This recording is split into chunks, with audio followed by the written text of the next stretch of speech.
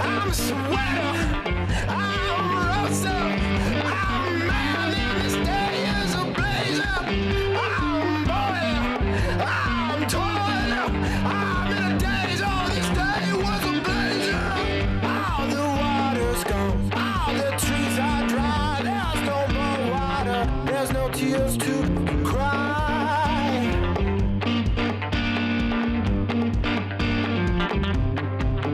It's a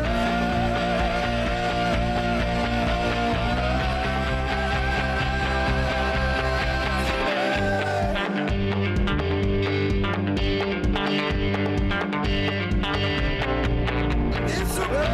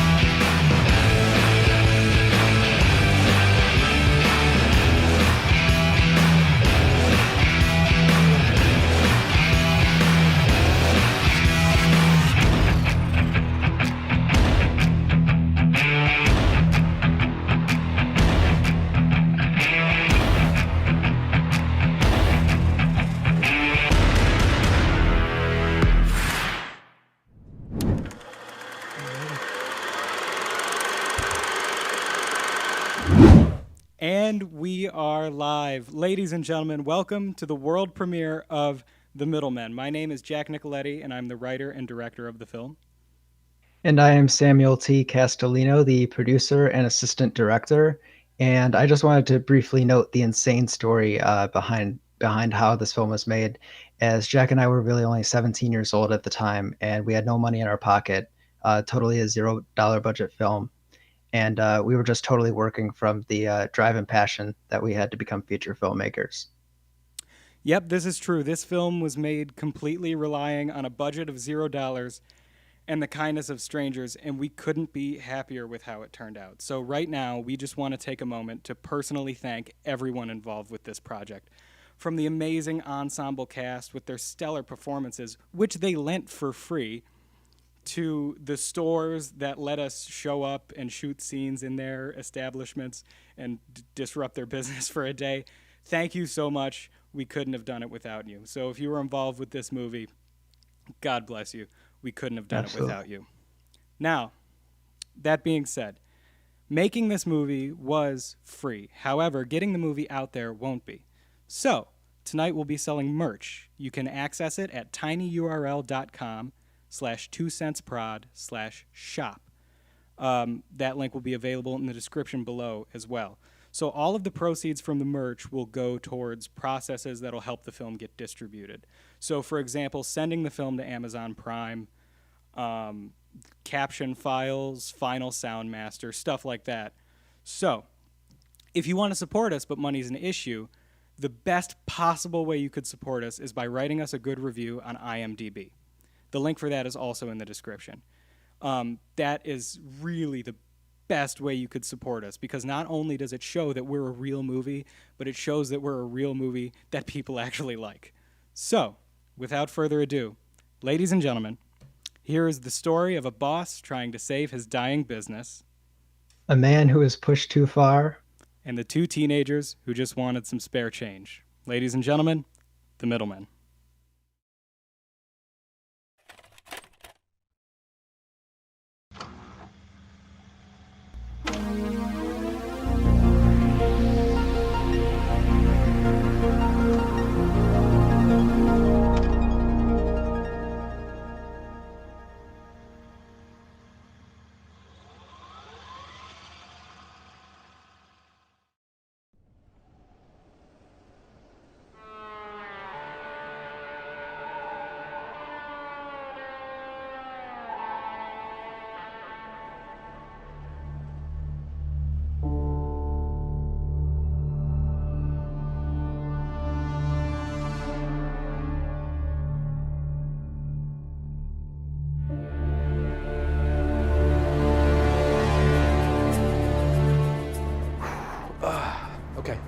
Jake, just relax. You're gonna do great. Just remember, courteous, confident, and professional, because success is the difference between ordinary and extraordinary.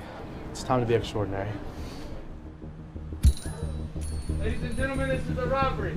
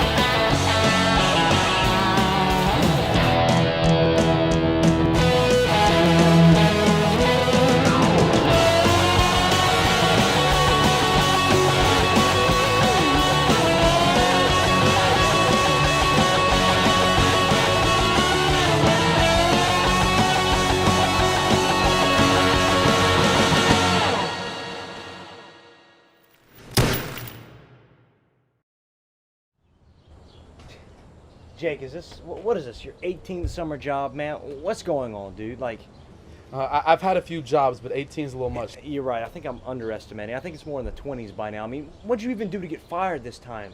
You really want to know? Tell me, I've asked, didn't I? What is it? What'd you do? Did you rob the store? Ladies and gentlemen, this is a robbery. Open the register. What? It wants a password. Okay, don't get all forgetful all of a sudden. This is your job. I'm going as fast as I can here.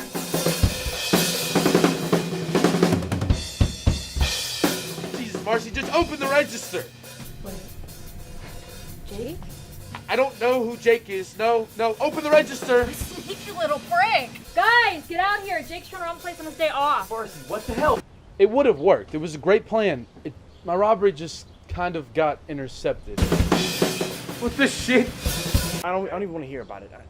You wonder why you can't keep a job? You know what? Maybe this one is my fault. But in my defense, all those other jobs, way too uptight. How could anyone stay in those kind of conditions, Ben? I think a general disdain for cussing around customers is normal. Oh, whoa. You're talking about the bookstore lady, and we both know she was begging to be called a Yeah, I don't want to hear it, Jake. What you need to do is you need to relax, Jake. I don't even know why you want to have a job during the summer anyway. It's a time to chill. Like, just take it all in. The sky, the green grass. I mean, we live at the beach, Jake. Do you know everything in this world revolves around money? Do you know what shopping malls are in Spanish? El Centro Comercial. No, going nowhere? Okay, think about this. Centro, central, center, at the center of everything. Are you picking up on any of this? No. Okay, comercial, commercial, money. El Centro Comercial doesn't mean shopping mall. It means money at the center of everything. Jake, I think you just need to take a minute. I think you need to take a summer off. I think you need to relax, enjoy the air, everything. I might be a little worked up, but I'm just pissed the damn Spanish have it figured out and I can't hold a job. You know what, Jake? Come with me. And you can leave the gun here. We don't need it.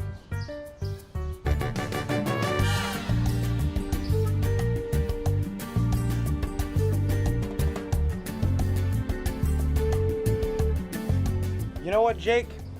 In my spare time, I've been doing a lot of internet shopping, okay? Are these milkshake cups, Ben? I've had my ear to the ground, and you'll never guess what I found. What's the one movie that we've been looking for forever?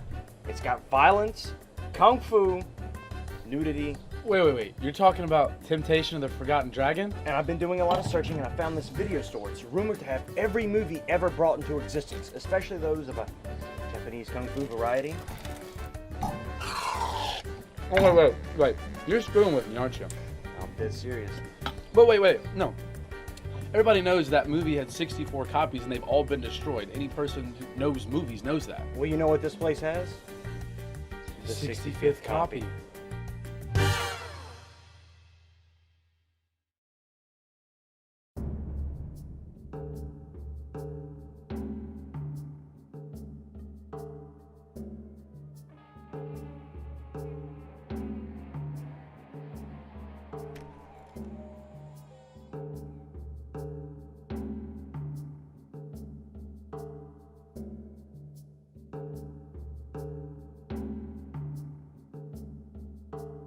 They really do have everything.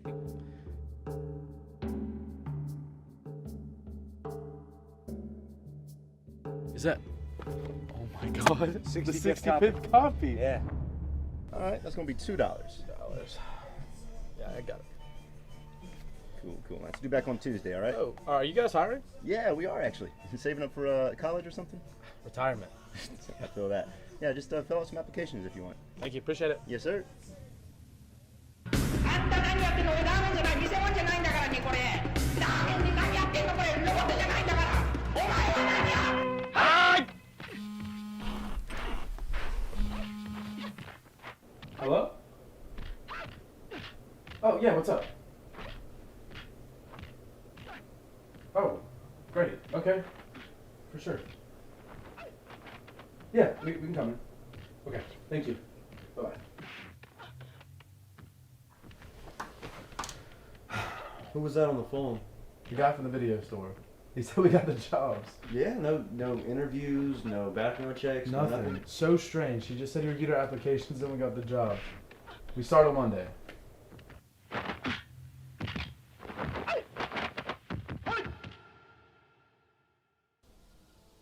Thanks for coming in on such short notice.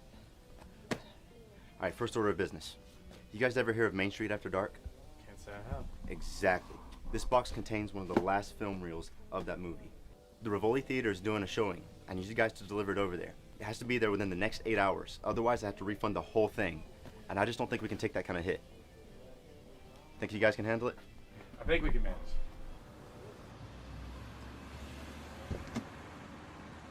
All aboard the cherry bomb. Oh yeah. Like hell, what are the rules? No vaulting over windows and no driving without Ben's permission. Get your ass in the passenger Do I have seat. permission?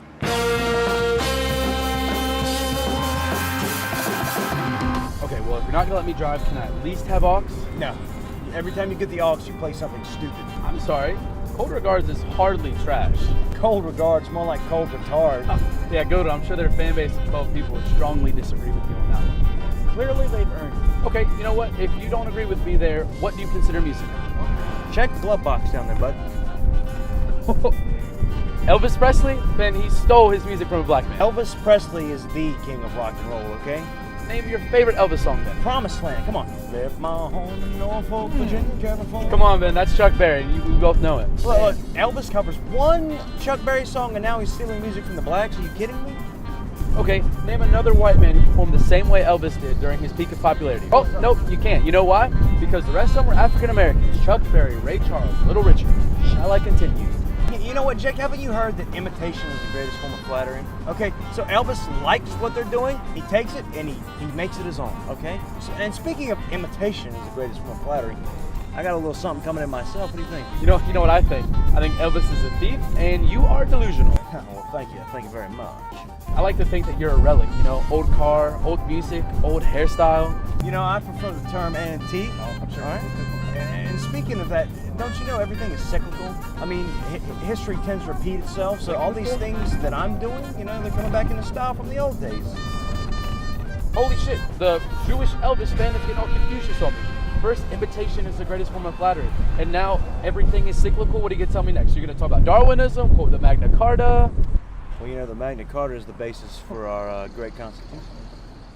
For someone who lives in the past so much, you sure do seem to think that you have it all together. Well, I mean, everybody has a plan until they don't, I guess I'm not everybody then. Elaborate. I don't know, dude. It's just life's been so crazy at this point. Sometimes I don't know where to start. Like I don't have a solid foundation. You got it all together. I don't know. Well, I mean, you always have time to figure this stuff out. I mean, if you don't, well, this cherry bomb could always use a fresh coat of wax. What's up? We're almost out of gas. Alright, well, I'm gonna go get some snacks. Yeah? Hey, nothing spillable. This leather is better conditioned than your skin.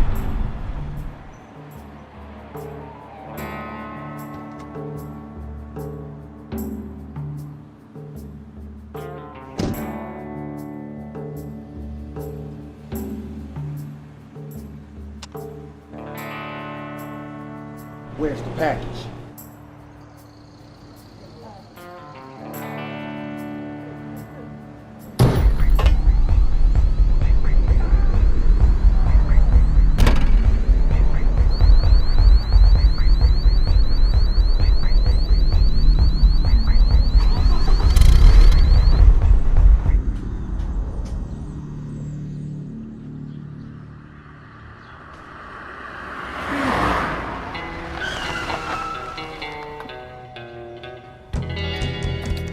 What the fuck was that?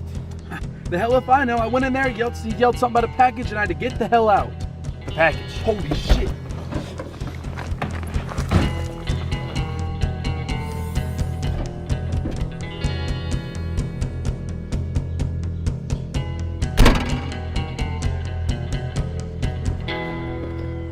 Oh boy.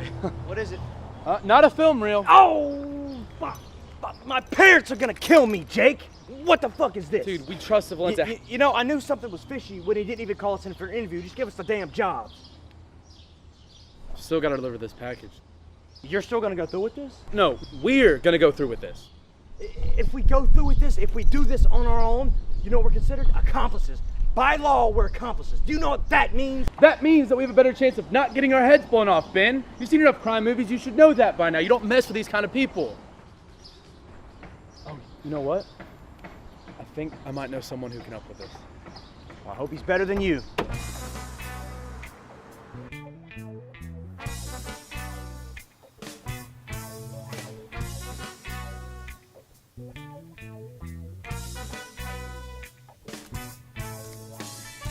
Jake!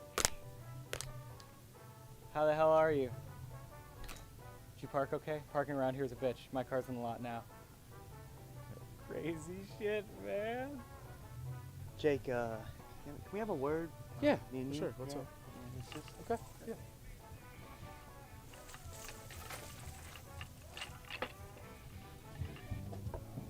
Jake, who the hell is this guy? I told you, his name's Simmons, and I bought weed from him a couple times. He looks a little young, don't you think, to be selling weed? I also told you he was a high school weed dealer. No. You said he sold weed to high schoolers. You didn't say he was a high school weed dealer. Big difference there. He might be young, but trust me, he's experienced. He knows what he's doing.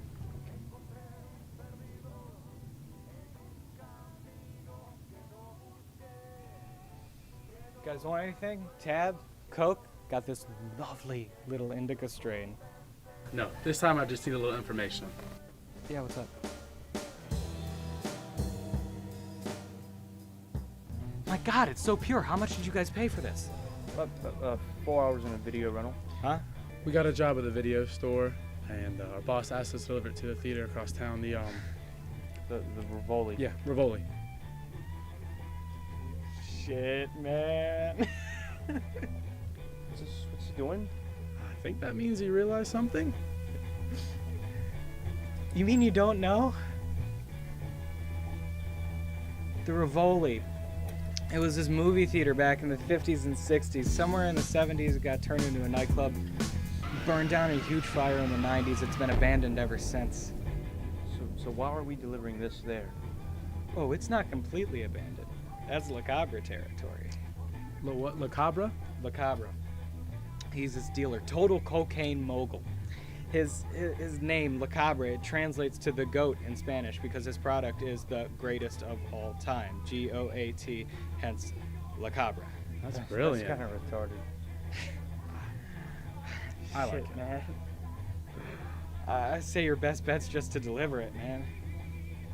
You don't want to see what he did to the last guy who snitched. I guess we'll be on our way then. Thanks again. Godspeed, hombres. Godspeed.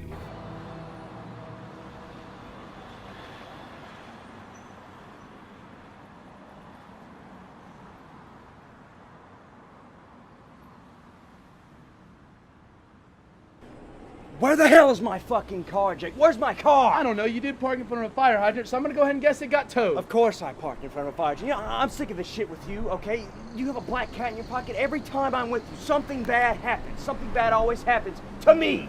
Oh, and let me guess. That's my fault, right? Because I asked for all this to happen. Is that what you're gonna say next? Yeah! Oh, okay. So you know what? Since you know everything, here we go. I got a deadbeat dad, a mom that can't afford to have me, and I gotta live with the fact that I was a complete accident. Your life has been so perfect. Everything has been just set up for you from day one. You know what? You know, I have to actually work. I just can't have things handed to me. I have a life full of wrongs, and I'm just looking for right, and you can never seem to understand that. You know what it means? No, don't. It's been 10 years and you still don't know a single thing about me if this is what you think, okay? You know what? No, I'm getting all worked up. We gotta focus on what's important, the package, because that's kind of at the forefront right now, okay? So let's get that done. Deliver the package? I don't have a car. Okay, how selfish are you, Ben? You know what's at stake here? You're worried about your car. It survived 22 years. I think it'll be fine for 2 hours in an impound lot. We got two options. You want to go to the impound lot and get my car and deliver this package, or you want to trek Ocean Boulevard on foot? What's more important to you, your life or your car?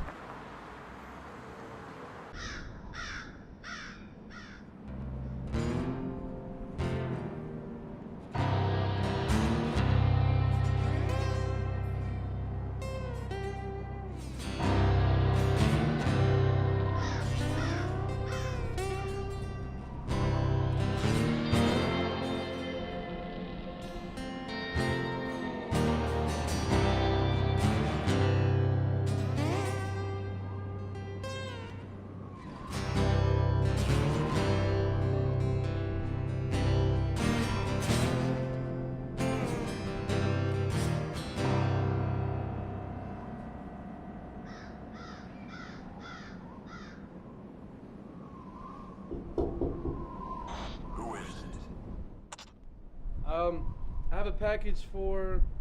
Quentin. Come on in.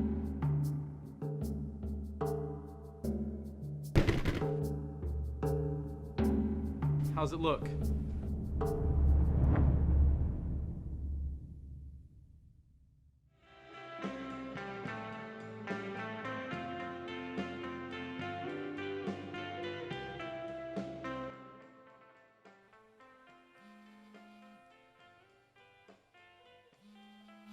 Hello? Yo, Valenta, I've got your shipment ready. Just come by the plantation. All right, cool. I'll be there in 15.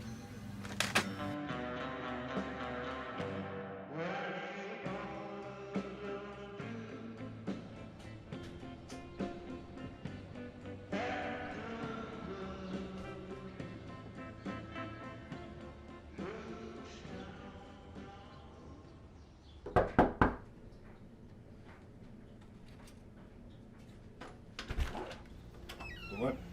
What's that, man? You got the shipment? I do. Cool.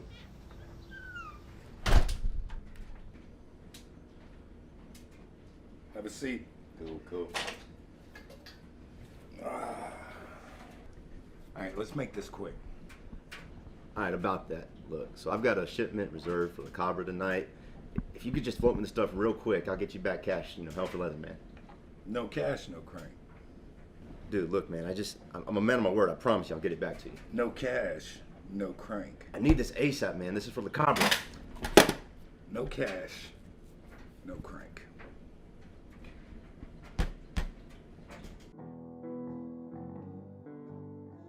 Can I top you off? Yeah, we'll do one of these.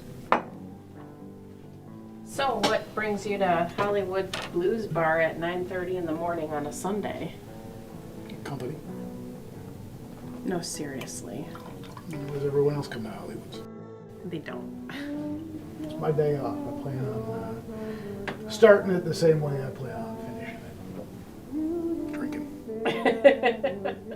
So, what do you do? I'm in sales. Sales. What kind of sales? I I sell happiness. What are you, a shrink or something? God, no. Work at a video store downtown. Video store.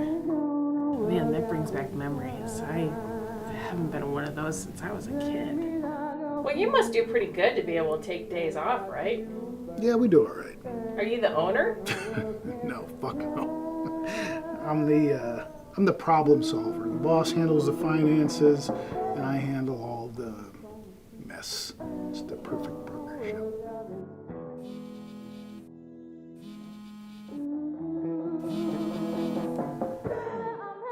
Speak of the devil, and he shall appear.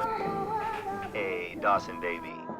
How would you feel about working a little overtime? Horribly. Not in the shop, okay? What seems to be the problem? I need you to rob the Aztec Beachwear store on Ocean Boulevard. Are you out of your ass? It's broad daylight. Look, man, the cook won't give me the Le Cobra shipment unless I give him the money up front. Well, what about the customers? Look, they've only been open for half an hour, so that shouldn't be a problem. No tourist is gonna spend half the time they're on vacation talking to some cop, and no local would be caught dead in Aztec Beachwear. It would have worked. It was a great plan. My robbery just kind of got intercepted. Ladies and gentlemen, this is a robbery. Open the register. Shit. What? It wants a password. Okay, don't get all forgetful all of a sudden. This is your job. I am going as fast as I can here.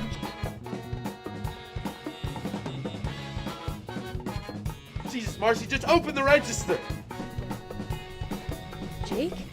I don't know who Jake is. No, open the register. Sneaky little prank. Guys, get out here. Jake's trying to run place on his day off.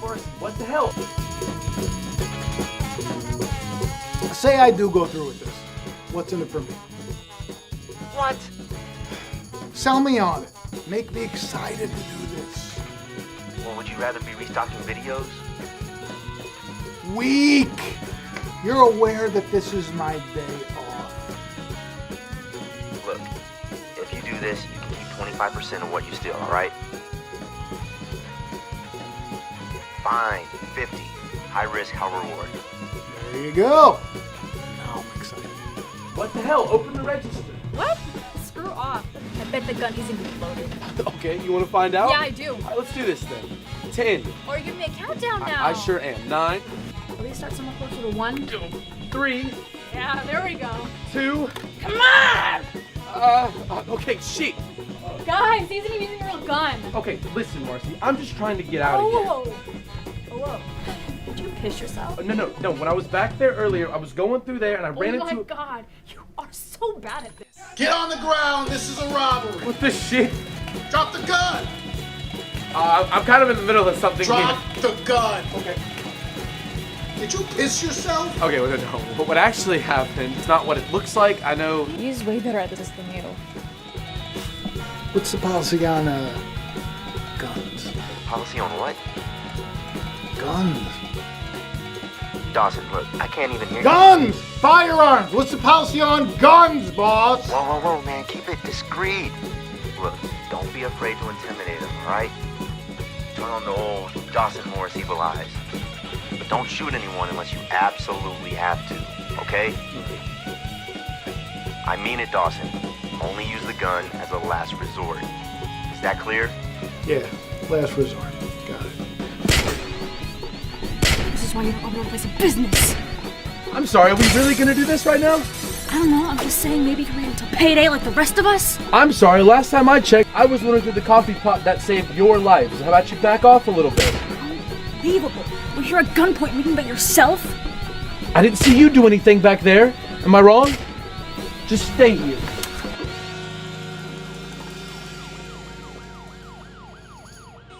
The cops are gonna be here any minute. You should probably haul ass. That's a good idea. No, use the back door. Smart.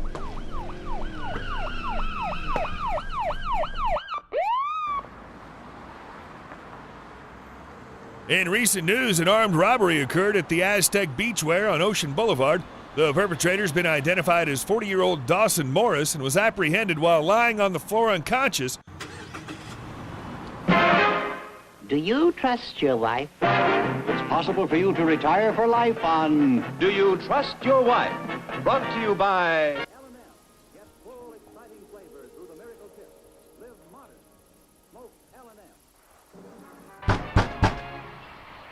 Ladies and gentlemen, tonight, a husband by no means trusts his wife can possibly retire for life. Yes, our trust fund question pays $100 a week. And the trust fund winner may return and keep winning an additional year's income. Returning to speak with tonight's winning company plan for $100 a week for a fifth year are construction company technician Eric Goose and his wife, Helene.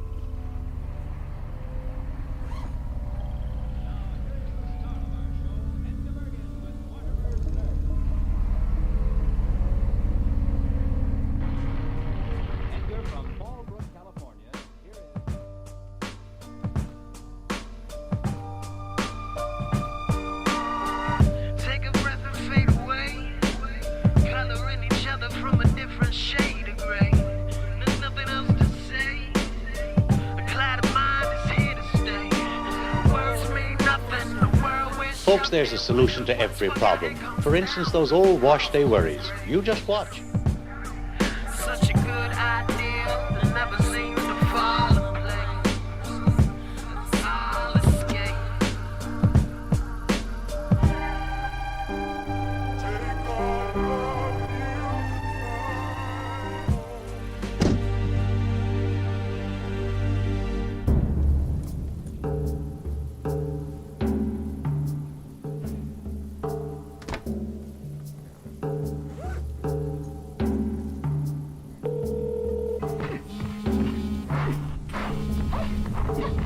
Hello?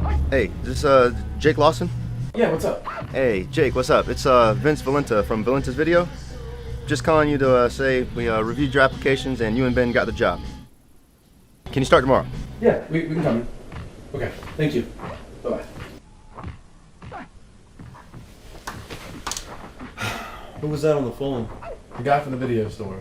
He said we got the jobs. Yeah, no interviews, no background checks, no nothing. So strange. He just said he reviewed our applications and we got the jobs. We start on Monday. Are we even sure he has a computer in there?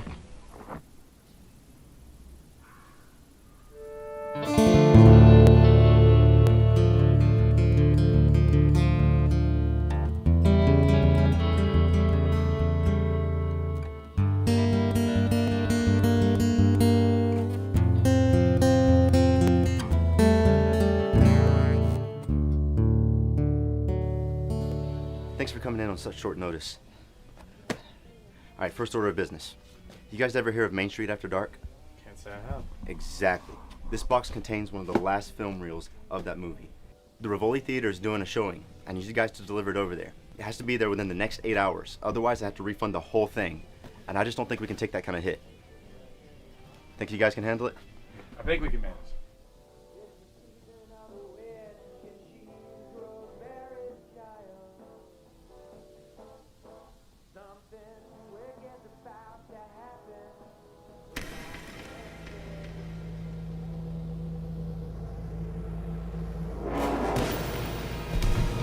I've got your shipment. Just come by the plantation.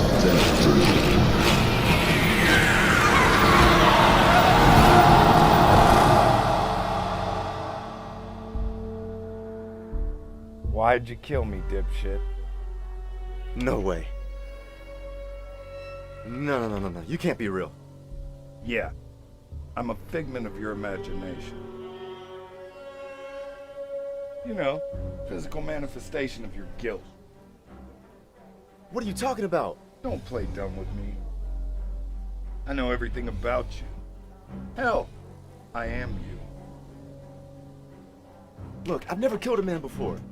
Not until last night. I'm just accounting, man. All I do is crunch numbers. Look, I'm gonna shoot straight with you. What? Not a good time for puns? V, last night, you really saw what can become of you if you stay in this business. But I'm the top dog around here, man. Second to Lacabra, of course. He would have killed me if I didn't get that shipment. So I guess that's what it comes down to. A question of importance. Which life is more important? Yours or mine? But dude, it's not like that. The question is, did you ever be in a situation where you need to decide? I think you know what you need to do. See you soon, V.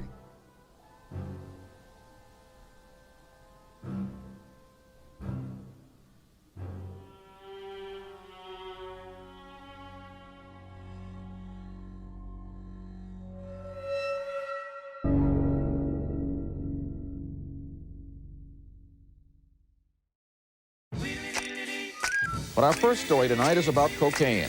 It is not about the people who use it or the anguish it causes or the careers it ruins.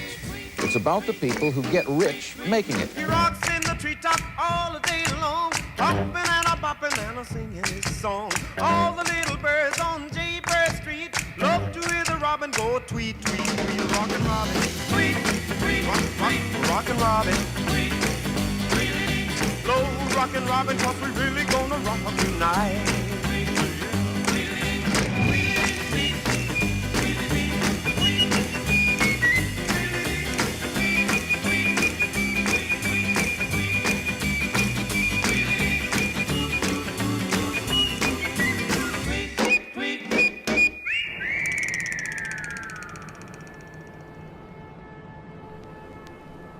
Let's review. Le Cabra operates out of the old burned-down Rivoli Theater.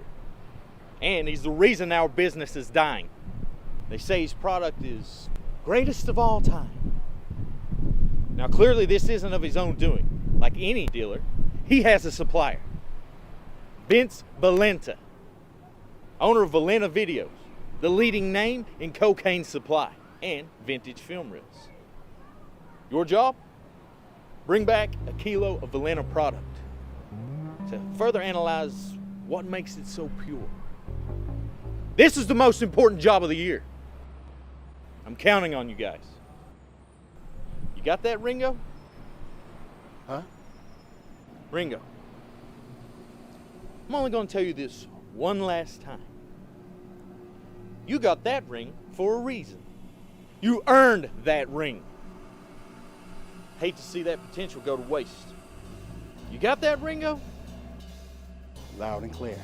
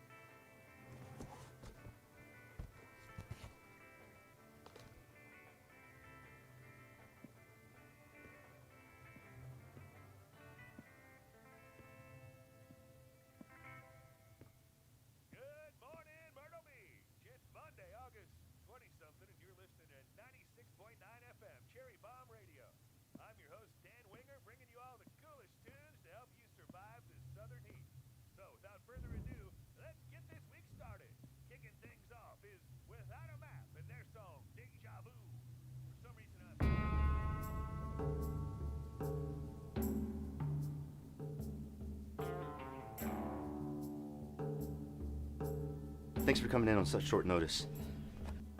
Hey, no problem. We don't mind. No problem.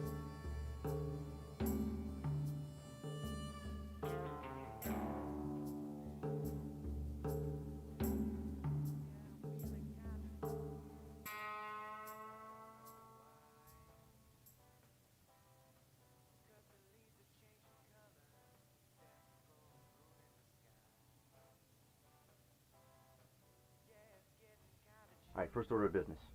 You guys ever hear of Main Street After Dark? Exactly. This box contains one of the last film reels of that movie.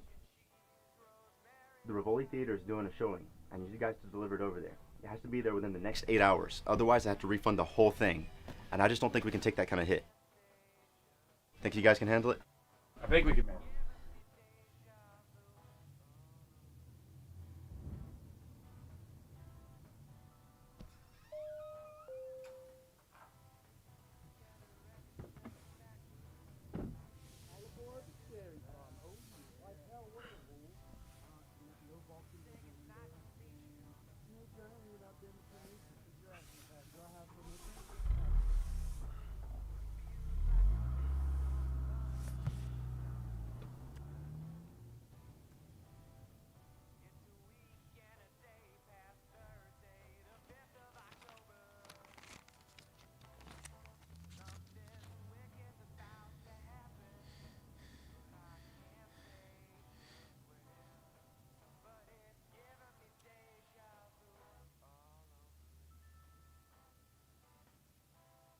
No way.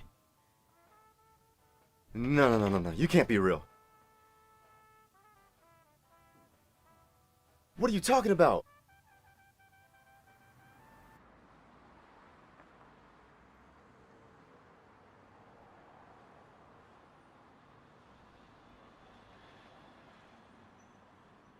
Where the hell were you? I got stuck in his office. Hey, at least you didn't get trapped in the porn closet. Yeah, he was in the office. But I got a lead. Santiago, we got something. You already got a sample? Not quite. Valencia sent this film reel with these two kids to the Rivoli. Listen to me. I want to say this loud and clear. Do whatever it takes to get this film reel. Well, I mean, you always have time to figure this stuff out. I mean, if you don't, well, this cherry bomb could always use a fresh coat of wax. What's up? We're almost out of gas. Well, I'm gonna go get some snacks. Yeah? Hey, nothing spillable. This leather is better conditioned than your skin.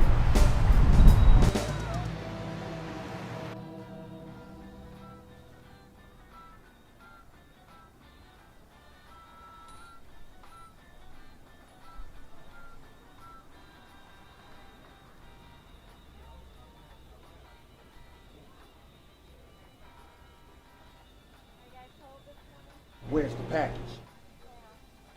I'm sorry, I don't know The package. Hey, it's Will Smith.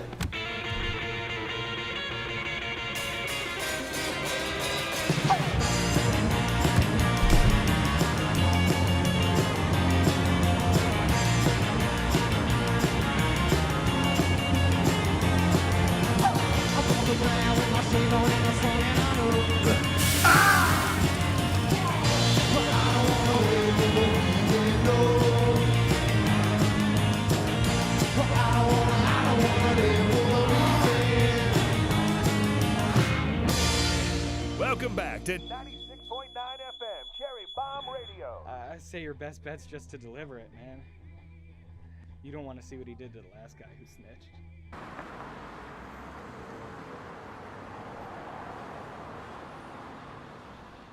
Hey, Santiago. I had the kid at gunpoint and he ran off. I guess we'll be on our way then. Thanks again. Godspeed, hombres. Godspeed. Yeah, I know. Kill the cobra.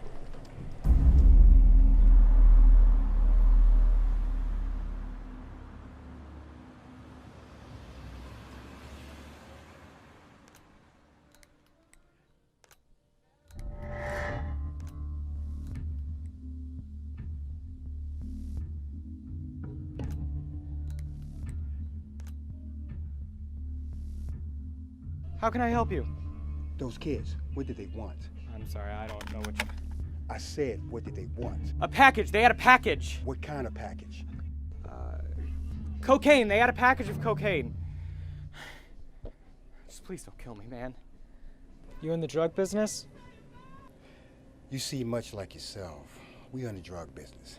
In fact, we used to be on top until Le Cabre's yuppie ass put us out of business.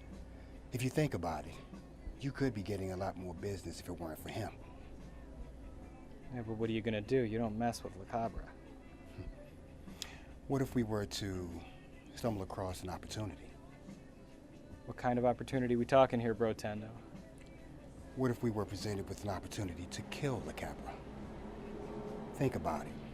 No Le Cabra, no competition, more money for you. You make a good point. Listen, Bro Tendo. The drug business in this town is no longer a business. It's a war. And like any war, you need alliances. So what do you say? Alliance? Alliance. Great.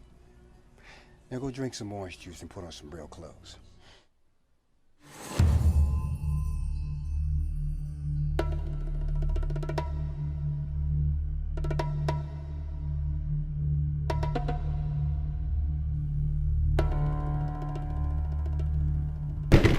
How's it look? Wait by the shipping ballots. I'll be with you shortly.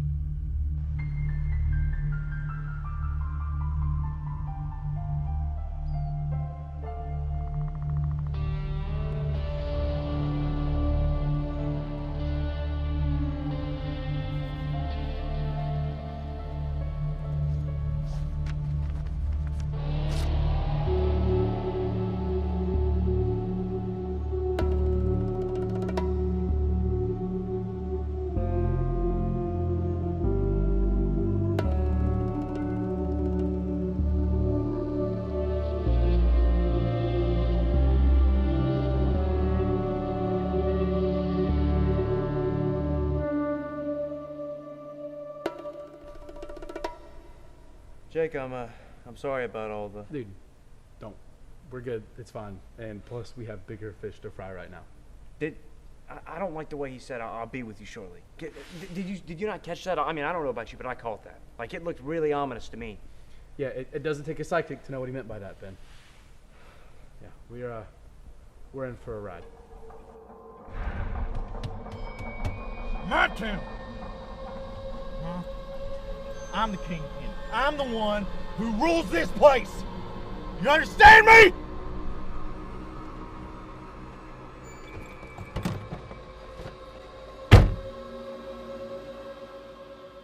Boys really showed up to a firefight in a minivan. You must be Santiago. Well, we're here, aren't we?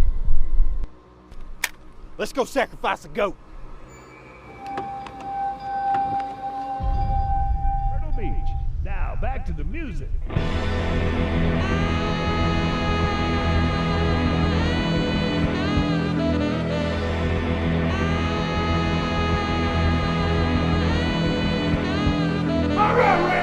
Let's get ramming!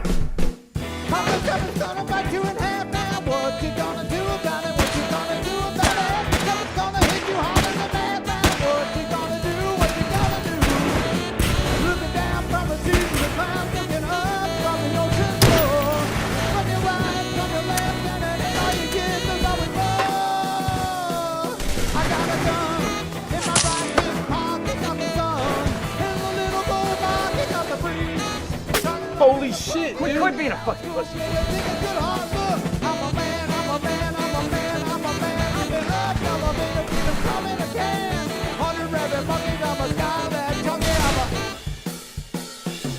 Listen, there's nothing wrong with the countdown from 10. And what fucking Tarantino movie taught you that? You always start at 3. It's scarier. 10 gives you more time. Yeah, well, 3 makes people more scared. And what do you think? Holy shit.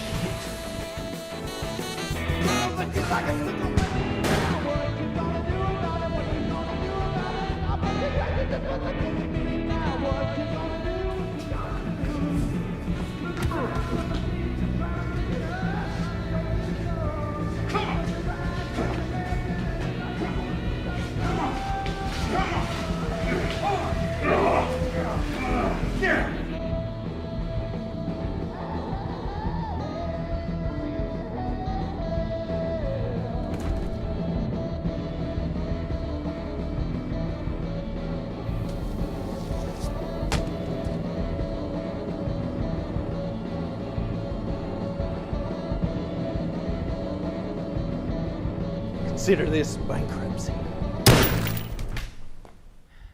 And that'll do it, folks. Another Monday down in the books. Only 4 more to go. And I'll be here with you, counting the days, starting at 7 a.m. tomorrow. Signing off, this is Dan Winger for 96.9 FM, Cherry Bomb Radio. Good night.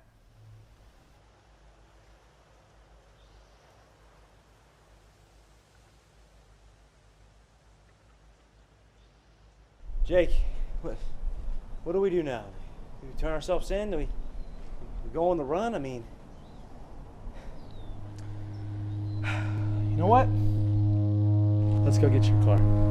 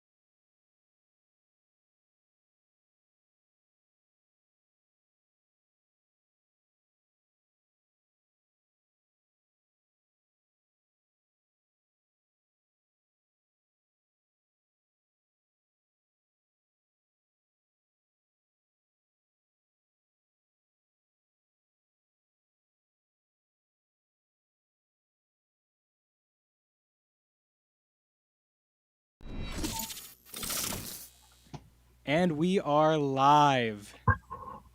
Ladies and gentlemen, welcome to the Middlemen Live Show. My name is Daniel Gurevitch, and I'll be your host for the Q&A. I hope you all love the movie. I know I did. Make sure to give these four fine folks a round of applause in the chat. And also make sure to go review it on IMDb. Jack and Sam mentioned that in the beginning, but it would go a long way to helping them achieve their dreams for where they want to go with film. Also make sure to buy some merch at tinyurl.com/2centsprod/shop.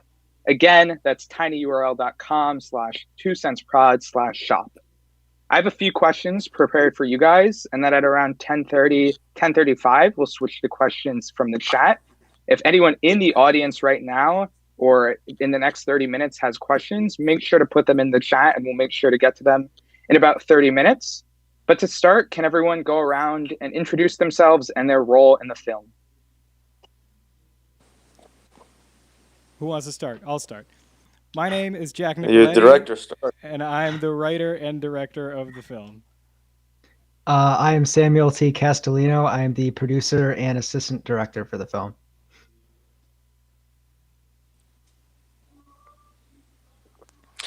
I'm Josh Blanchett. I played Ben, the guy in the blue shirt, if you didn't notice. Evan, I think we're having trouble hearing you, but yeah, I can't hear Evan. But we'll continue with questions. Yeah, turn your mic on, bud. So for those in the audience Yes. who don't know, The Middleman was actually filmed on a $0 budget. Remember, it would go a long way to helping them make money if you bought some of their merchandise. But given that it was on a $0 budget, Jack and Sam, can you talk to us about how you were able to film in stores and find actors? I mean, really, it was all just... This is one of the reasons I love that we shot in the South. Because if we had shot this movie in the North, it would be very unlikely that all these stores would let us film. The people in South Carolina just generally have this really good and kind and amiable nature.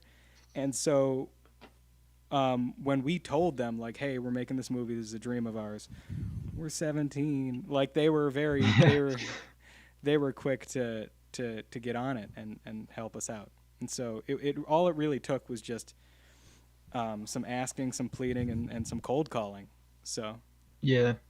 No, I would just add to that, it really was really just pushing ourselves to go forward and ask. A lot of times that's really all it took.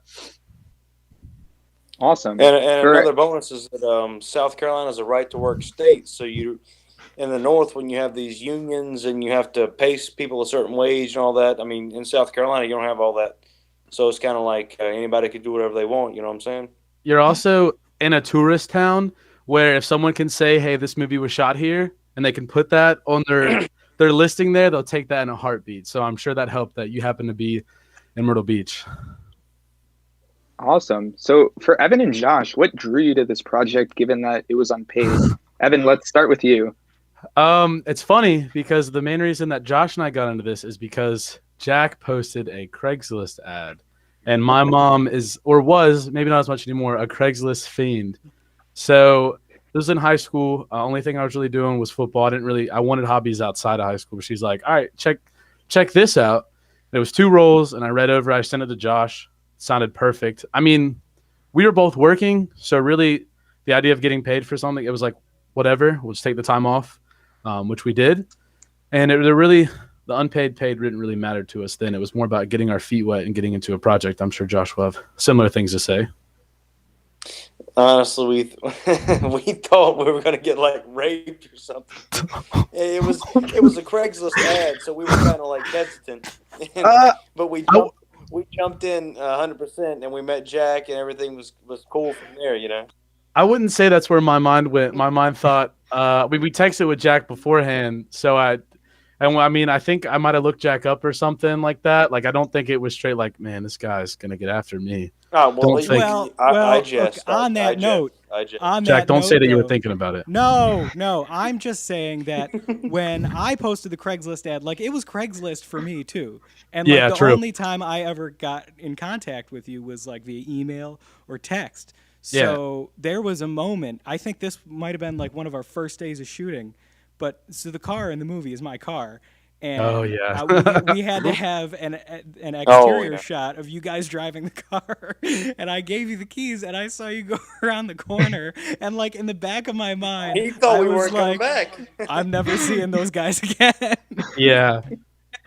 I Listen, just want, hey, and that's not the yeah. only thing. Me and Evan read over the script in the Walmart parking lot, and we liked it. But then, listen, there was a day his mom thought we were drug dealers, legitimate drug dealers. And if you've seen me and Evan in real life, that's far from the truth. We're two white boys from the South. Yeah, true. I guess I think the moral of the story is like, be careful on Craigslist. Okay, Jack, you also posted like a 3-line thing. Okay. Redirecting a bit away from Craigslist. Evan and Josh, do you guys think you're gonna stick with acting? Was this a positive experience with you and a passion you want to continue exploring? Josh, you go first. Josh, you want to start with that? Well, I'm not gonna spoil anything, but as you'll see later on, yes, we're gonna stick with it. I know for a fact we are. This was a very positive experience. It took 2 summers. We had to get it right, but me and Evan have a knack for. First of all, we have a knack for each other. I mean, we have a bond, and then the bond. I felt like the bond we built with Jack and Sam is pretty strong. So I mean, in terms of filming and acting and all that, I feel like we've got something. We've got more in the tank, you know. Mm-hmm. Yeah, I want to say, I like what you said, that we kind of had a bond with Jack and Sam too, because there was so much with everybody being their first real experience where we were all bouncing stuff off each other, not even like line wise, like setup, where we're going, what it was, like all the elements of filmmaking aside from editing. Really, that was the only thing I don't think we really touched was post-production, but everything else during the process we were really involved in. So it kind of showed you everything that goes into a project like this. And that was on a smaller scale. That was with pretty much a small cast. You can only imagine with something bigger. So yeah, it definitely, fueled a passion that I'd had for a couple of years, and definitely want to get back into something again and work with these guys. Yeah, I just want to note that when I posted that Craigslist ad and when you guys responded, I went in with the intent that all you'd be doing was acting. But these guys right here, these guys were at every single shoot date, even the ones they didn't have to be at. And they were there holding the mic, helping out. They really, they dedicated their time, their talents, and gas money. And it really, and it honestly, it really paid off. We wrote scenes, we bounced off everything. Yeah. The dialogue. That's a lot of trust. The dialogue in the car scene was actually That's written all by you, Josh. That was Josh. Yep. Oh wow, that's really interesting. So building off of this idea of the 4 of you were the brainchilds behind this project, given that it was completely teenager driven, what was it like reaching out to adults? Did your ages make the process more difficult? Sam, you want to take this one to start? Yeah, no, I would say, I guess from my perspective at least, I saw it as kind of a legitimacy thing. I saw our ages as 17, like we're literally minors. It was just really difficult, especially when we needed, adults to really step in and do some of the help, some of the work for us. So I think that's kind of what I would leave it as. It was really a legitimacy thing. It was hard to prove ourselves because we didn't have anything to really show, just this idea, and we needed help with it.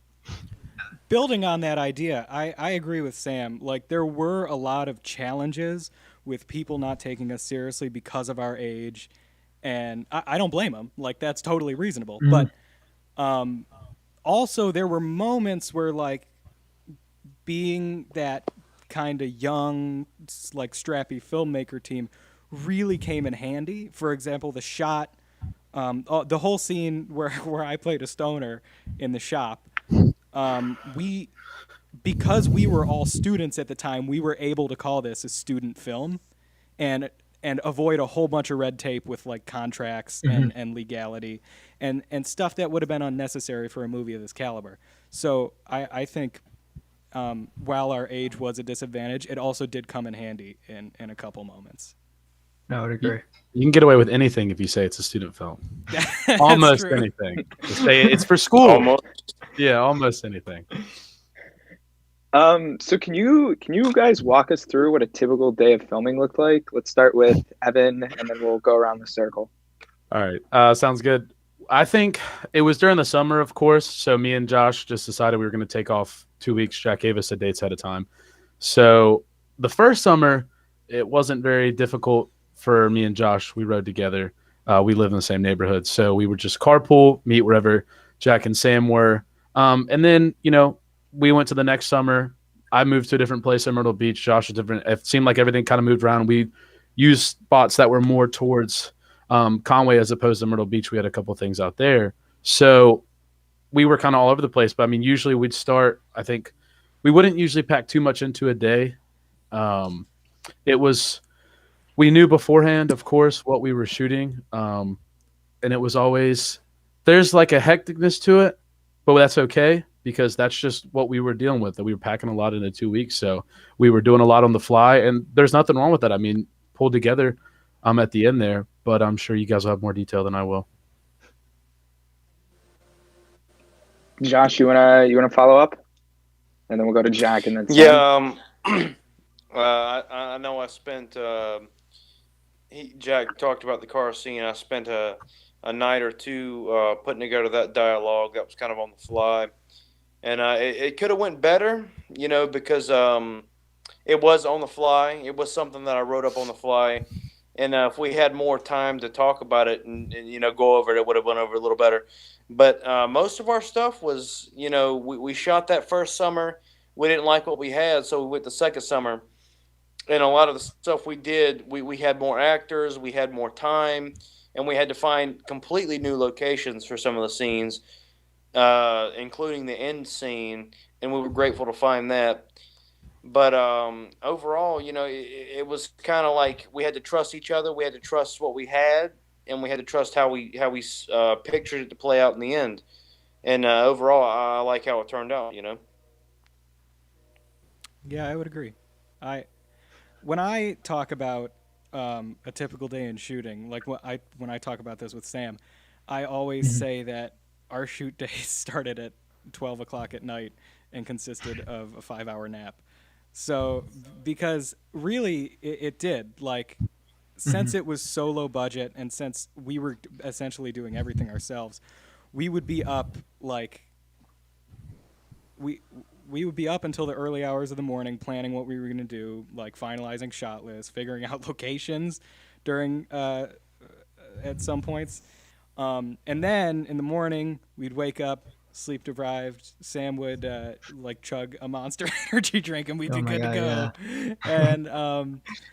And so at that point, it came to being on the set. And honestly, I think there was a moment when we were shooting at Kilgore Trout, the AKA Valenta Video. Shout out to Gary Finkenbeiner and the gang Kilgore Trouts.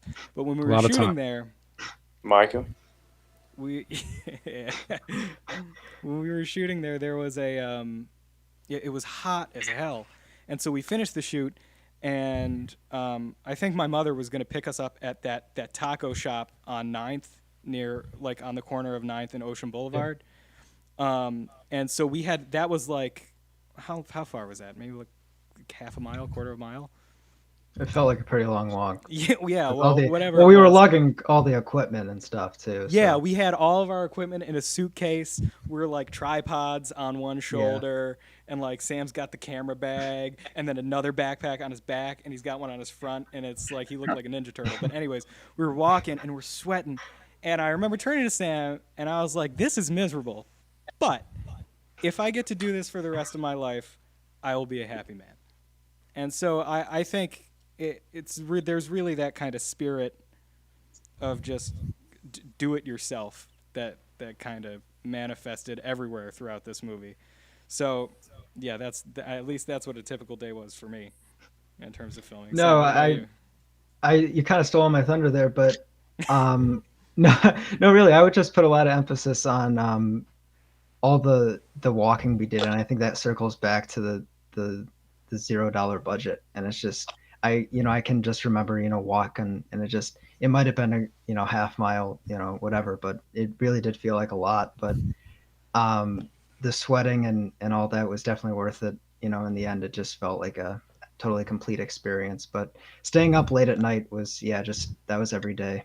That was just what we had to do to get everything finalized and ready for the shoot. Awesome. All of your answers, I'm really compelled and inspired by the teamwork, passion, and drive, the four of you in your answers. That was the theme underlying all of that. It looks like you guys have a great group of a great team for future projects. But I want to turn to an individual question right now. Jack, I met you in seventh grade. So it's 7 years ago. And since then, you've been talking about this grand project called The Middlemen, The Middlemen, The Middlemen. And after 7 years, I finally saw it. And this is actually the second version of The Middlemen. So can you walk us through where you first got the idea and how it's changed over time? I was sitting in the car one day in seventh grade. My mother was driving me somewhere stupid that seventh graders go. I don't remember what it was. But anyways, I hear this song on the radio, and I remember the song. It's called God and Country by Gunger. And it's this really, like, badass song, and it's got this, like, galloping, like, drumstick groove. And I heard that, and I just got this mental image of, like, two dudes standing with a briefcase in the desert. And I'm like, okay, I gotta make a movie about this. So that night, I went home, and I started outlining this grand movie about these two teenagers who work at a comic book store, and their boss asks them to deliver a shipment of weed to the shore. and basically the same stuff that happens in this movie ensues. And so I went up to a good friend of mine, Ben Martyr, the next day. Ben, if you're watching, shout out to you. But since I went up to him the next day, and I was like, I know you're not into movies at all, and I know you hate acting, but we got to be in this movie together. And so he was like, all right, whatever. So he came over on weekends. Daniel, I think you came over a couple weekends and held the mic for us. And eventually we ended up with this really, like, weird, convoluted collection of, like, 3 scenes that we managed to shoot. And it was just so bizarre because neither of us had ever, like, seen ourselves on screen in that way before.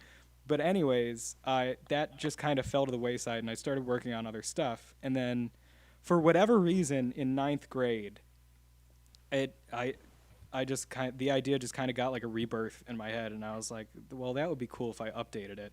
So I dove into the characters a little more, and I developed them out, and then I, like, changed a few things to make it more, you know, punchy. Like, the nonlinear storyline was not originally part of it. And neither was Valenta or the cook or any of those things. So eventually, over the course of, like, 9th grade to the end of 10th grade, I think, or the beginning of 11th grade, I had this script. And so that's when I posted the ad and started making things a reality with Evan and Josh and Sam. So yeah, that's awesome. Speaking of the script, Evan and Josh, you guys said earlier how you read the script and you knew that this was the perfect project for you. Evan, can you start and kind of explain why you knew it, why you were drawn to working with the Middleman on the Middleman immediately? Well, no offense when I say this, I was a senior in high school and I hadn't seen a lot of scripts.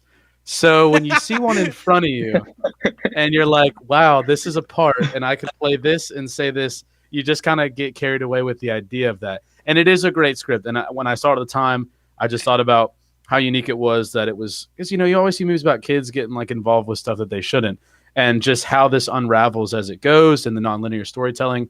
And me and Josh, I mean, I don't really think we would have been as excited about it as we were and done it again if we didn't really believe in the script that we were, you know, acting for. So I think it was the script at the time that brought us in, but it was also when we met with Jack and Sam and saw what they wanted and saw what Jack could do, and that he was prepared, even though everything was so crazy. He was prepared as he could have been at the time, and we always felt that regardless of what happened. But really, yeah, the script, I don't know, it seemed really a little too good to be true with our characters because one read almost exactly like each of us at the time. Like, we've changed since then, but at the moment I was like, I could see me playing this and you playing this. We both agreed. It wasn't really an argument as to who we were going to play. It was like, okay. So I think it just fit in really well with what we were doing. I'm sure Josh will have something to say. I think the only argument I have is the fact that I kept the Southern accent and I was Jewish. But I mean, I mean, and nothing's perfect in life, and the script was amazing. I love the script. Yeah. And we trusted in the fact that Jack had great editorial skills. And in the final film, I mean, we saw that come to fruition. Yeah. I mean, he's working with what he's got. These are first time actors. These are first time directors. I mean, the little clips he inserted in there were amazing. The things he could do with what he had were amazing. And we're just looking forward to whatever comes in the future. You know, I mean, we're going to work together and we're going to try and make, the best of what we got. You know. Yeah. So building off, you talked about how it was your guys' first time. For all of you, I think this was your first time working on a feature film. So let's do another circle. We'll go Sam, Jack, Evan, and Josh, talking about what your experience was like working on a feature film for the first time. You want me to start? Yeah, Sam, can you start? Yeah. I would say it. I've always loved movies my whole life, but going from watching it on a screen to like actually putting yourself behind a camera and like trying to build one from scratch, it came off really daunting at first. And I think a lot of the creative energy just really came from Jack. And it was this, I don't know, just working on it was just building it as it went, really, from the script that we had. And as an experience overall, it was just a great experience. It was great to see everybody come together and really put in their all. Jack, how about you? Yeah, I agree. The interesting thing, like when I wrote the script, like I wasn't thinking like realistically at all. So there was this kind of like, I think the reason Sam and I worked so well together as a production team is because Sam is really realistically focused and I'm really like ambitious. And so we kind of evened each other out. So like when we were filming, like when I wrote the script, there were like a firefight, a dead man getting sawed up. There, yeah. Like how are we going to do this? And I genuinely didn't think of it as if it was like, oh yeah, we have no clue how to do that. I was just like, oh yeah, it's fine, it'll be good. And so when Sam got attached to the project, it was he really kind of helped me out and kind of leveled me. But I think that's why we all worked so well, is because we I don't want to say opposites we had our attract, strengths, but we both have separate strengths, and those strengths were really mutually beneficial to everyone. Absolutely, yeah.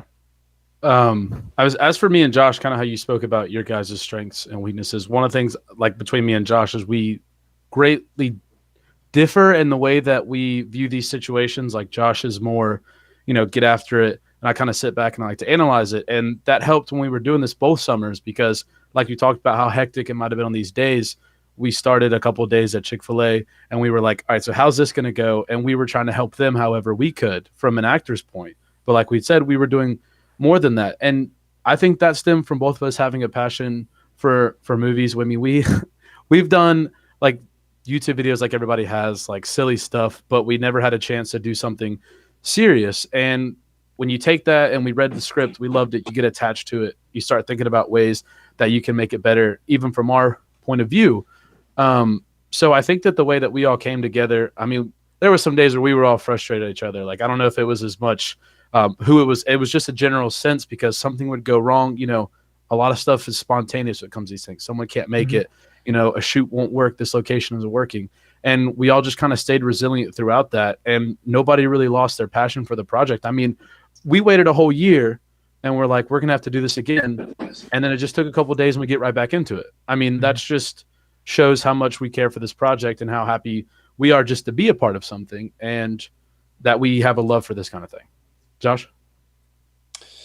And building off of Evan's point, I mean, we contrast greatly because I'm much of an ad lib guy. I shoot from the hip.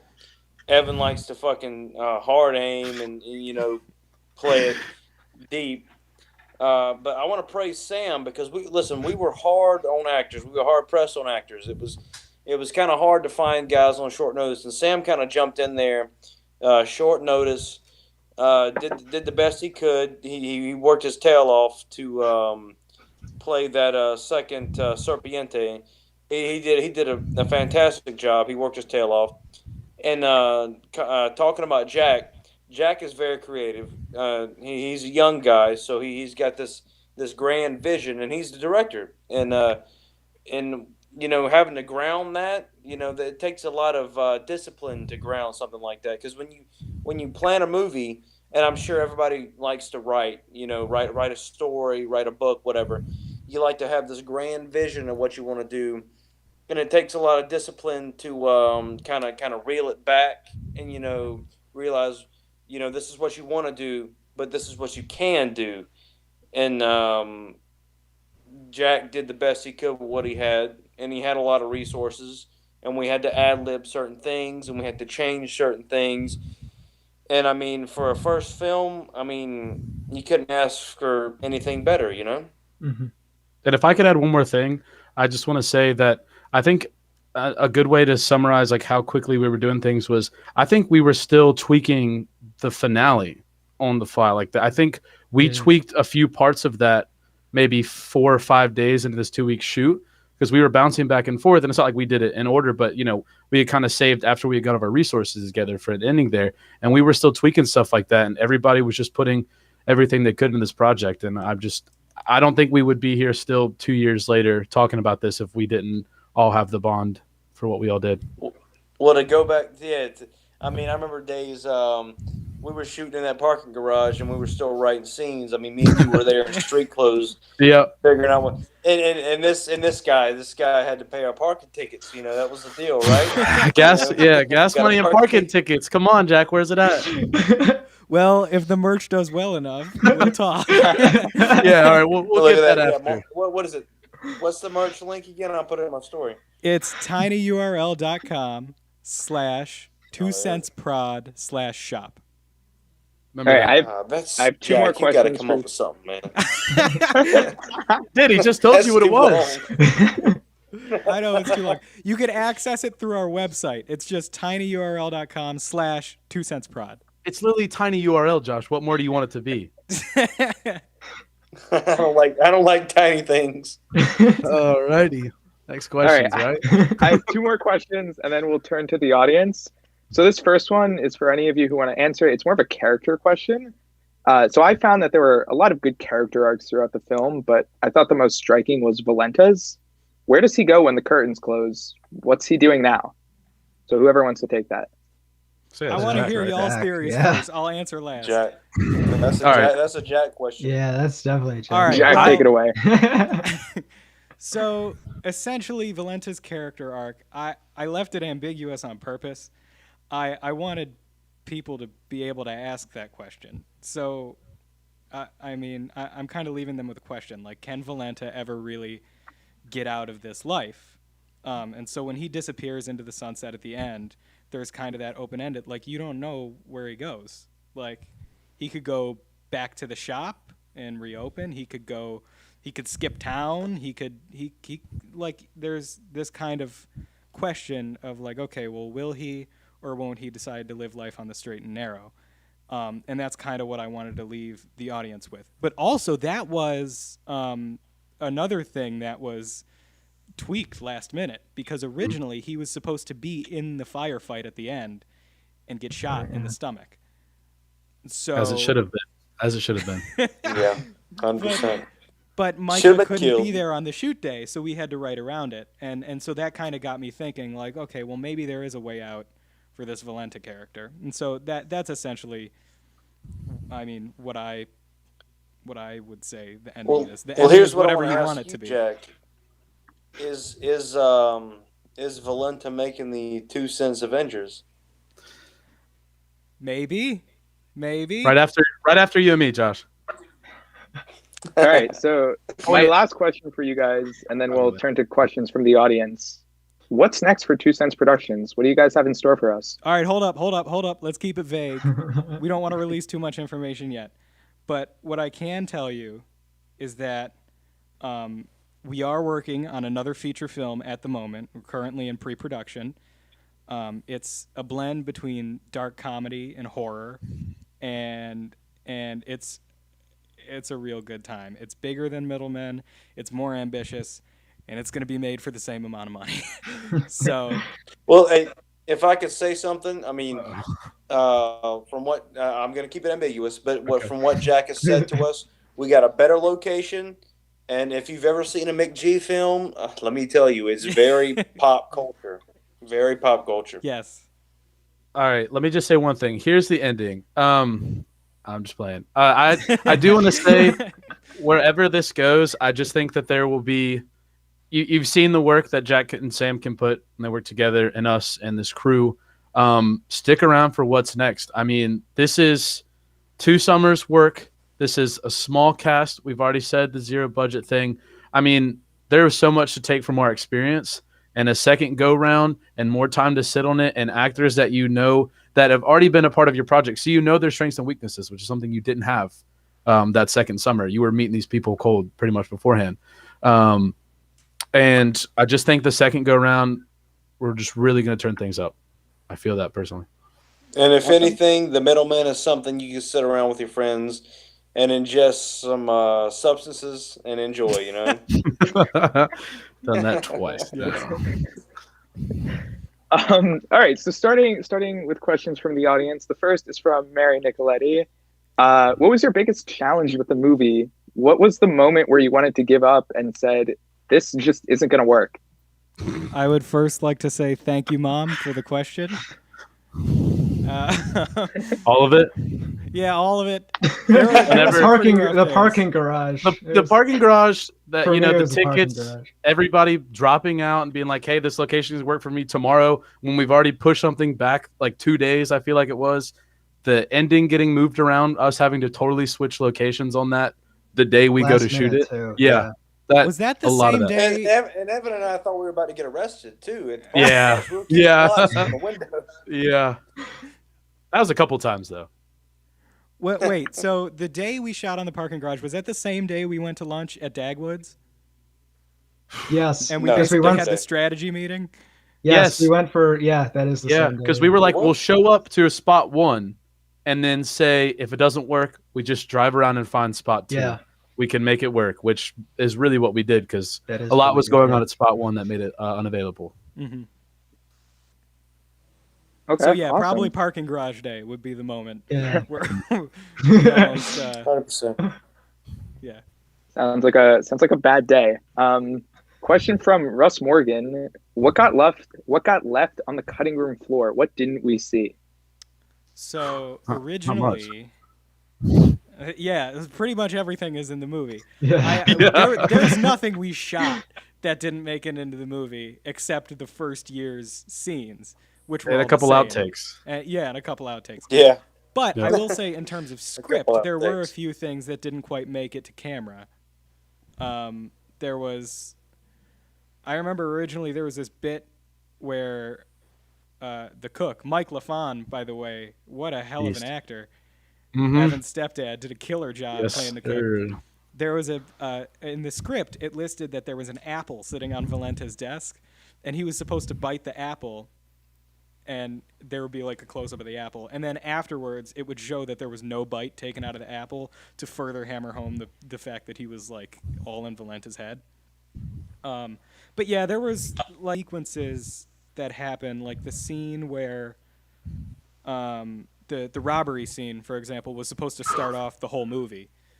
And there was a lot of information in there that was like really important. So in the original draft, Jake, played by Evan, actually foils the robbery by smashing him over the head with a surfboard and throwing a coffee pot at him to blind him. But we didn't have time to shoot that.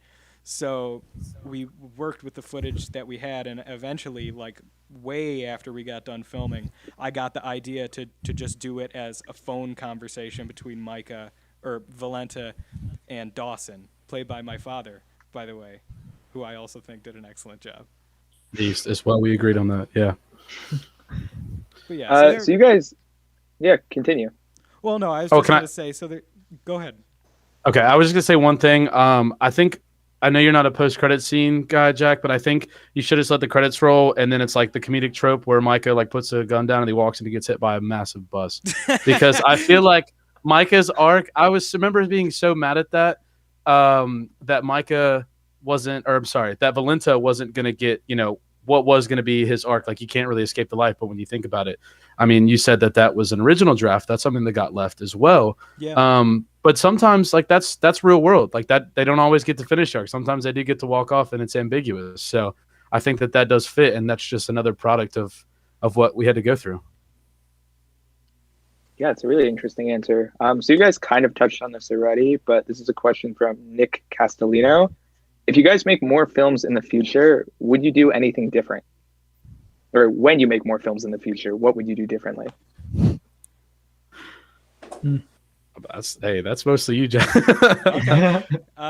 Well, first of all, like I said, like, this is our first feature film, so this was a massive learning experience. So, like, scout your locations before midnight the night before. Yeah. Just like the obvious stuff like that, but really, like, time management and scheduling is key. Like, I totally underestimated how much that would matter.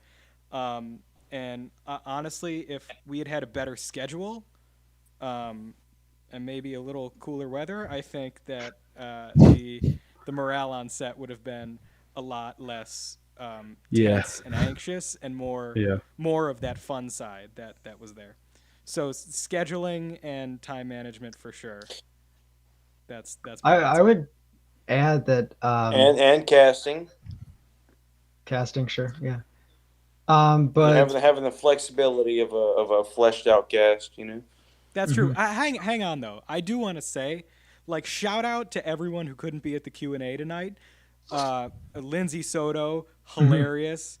Blake Mounts, creepy as hell in this film. I think he did it. He knocked it out of the park. Milton Green Jr., absolutely badass.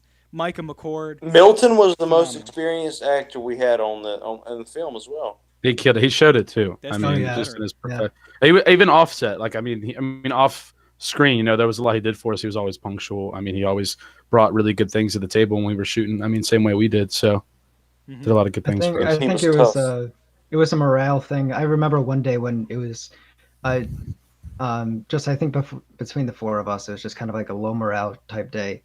And it was towards the end of a shoot, and I remember just he was just kind of standing around reading his script, and we kind of felt bad that we felt like we were sort of wasting his time.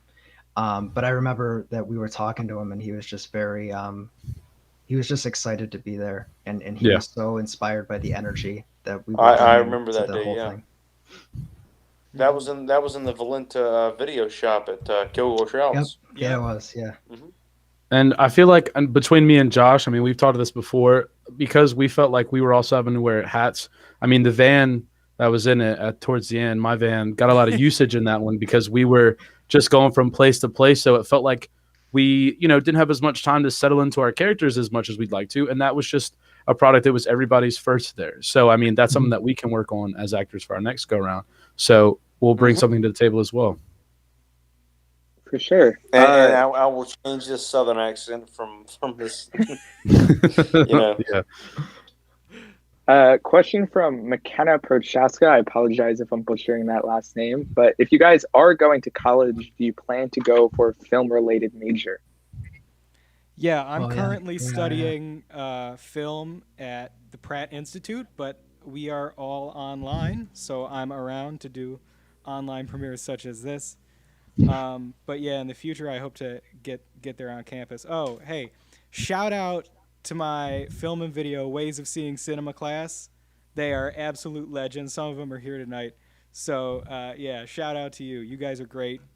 It's great to finally, be talking with people who are as enthusiastic about film as we are. So that's really fun. So shout out to you guys. But yes, I'm currently attending Pratt Institute, pursuing a bachelor's degree in film. I am as well at SUNY Oswego, New York. Cinema and Screen Studies major.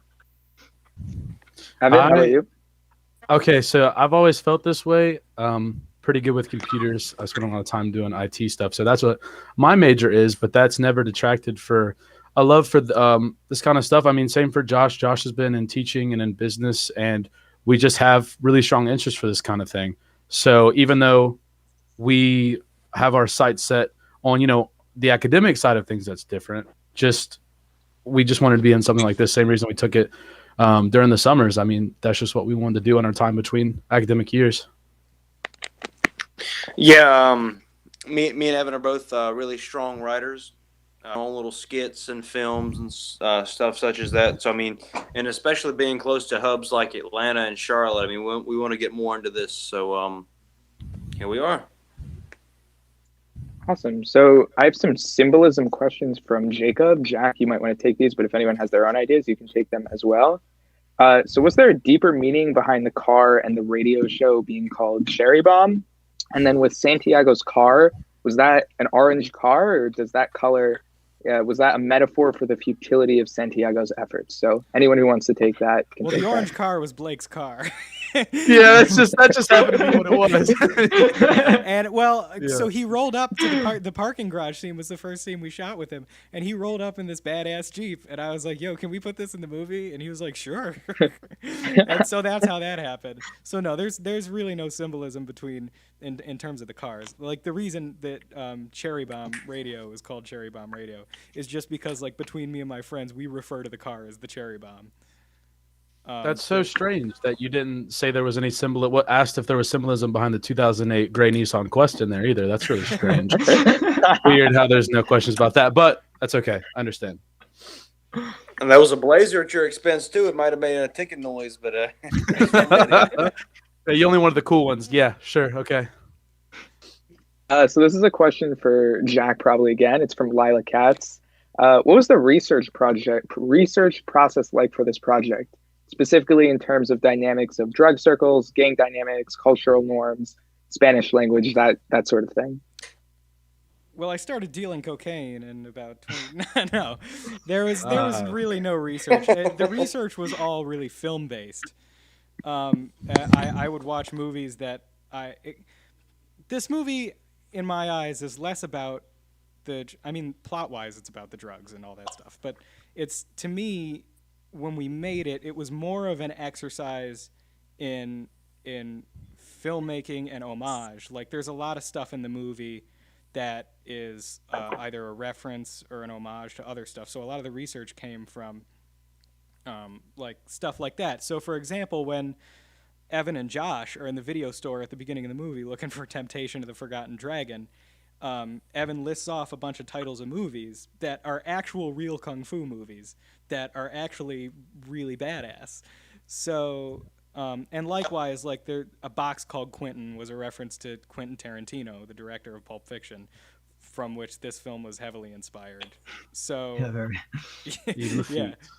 So the research was less about drugs and stuff, and it was more about movies that I love and movies that I wanted to pay homage to with this film. Can I add one thing real quick? Yeah, go for it. Jack's mom, since you're listening, we did not help Jack further investigate the drug world physically. That was all on him.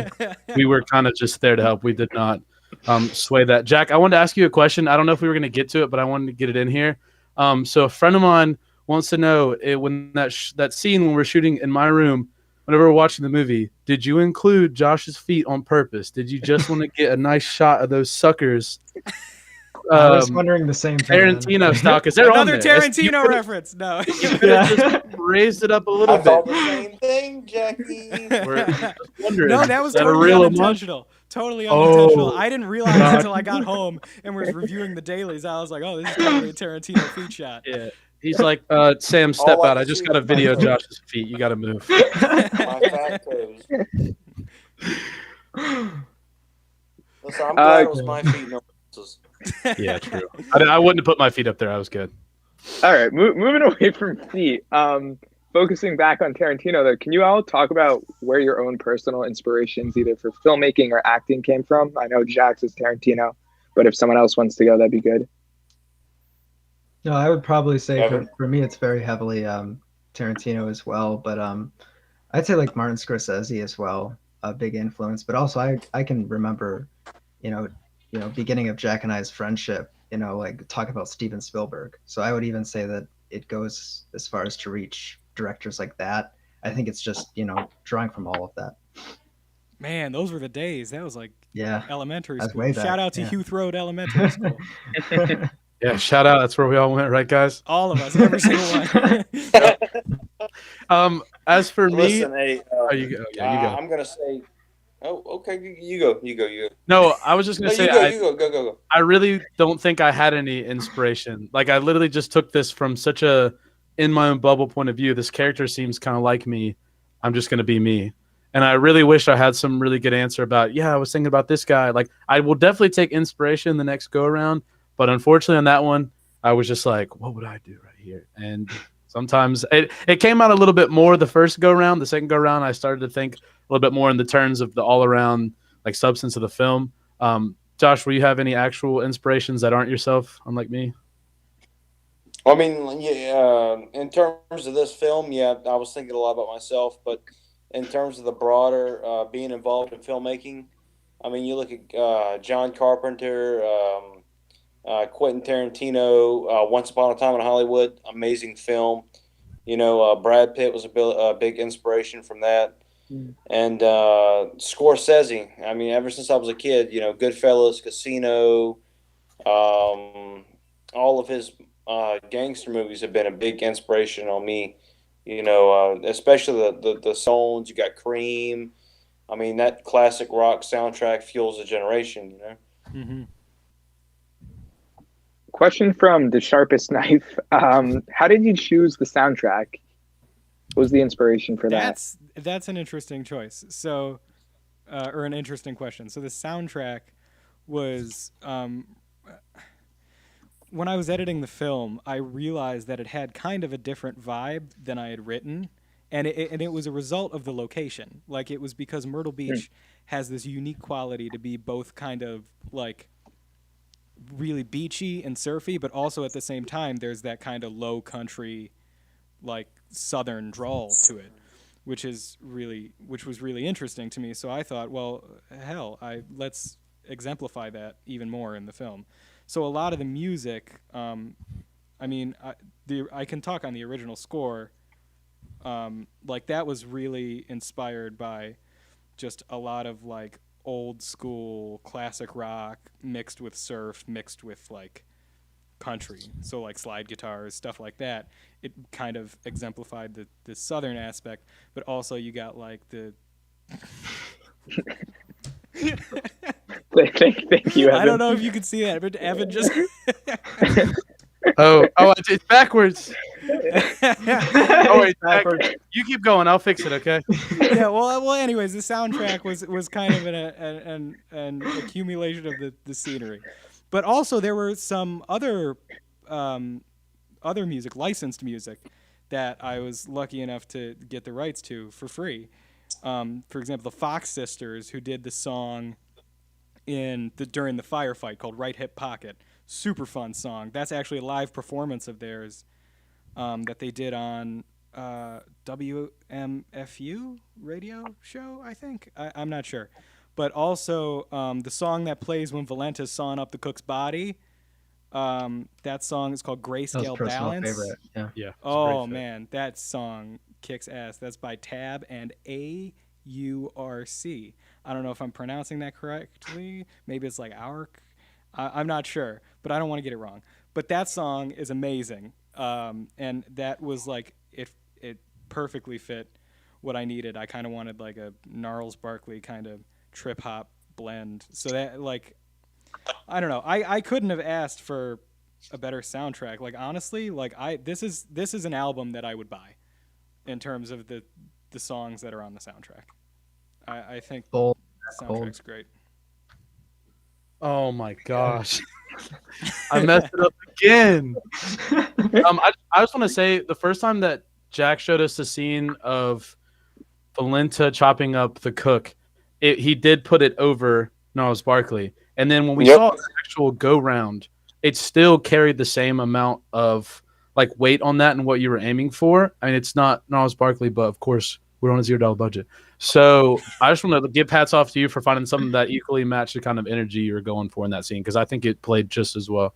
Well, hats off to the artist, Tab Yeah, and absolutely. AURC. Check them out, man. They're great. And I They're felt like it had a lot to do with the editing. You know, the black and white television scene put in there as well. True.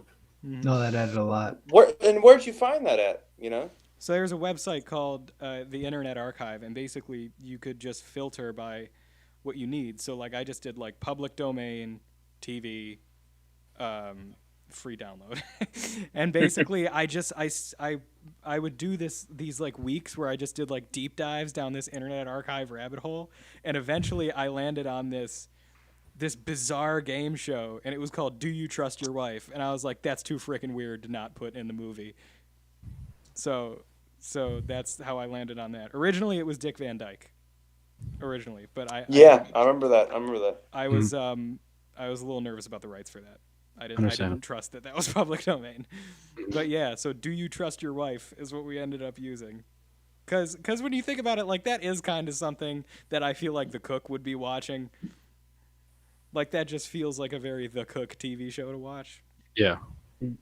But yeah.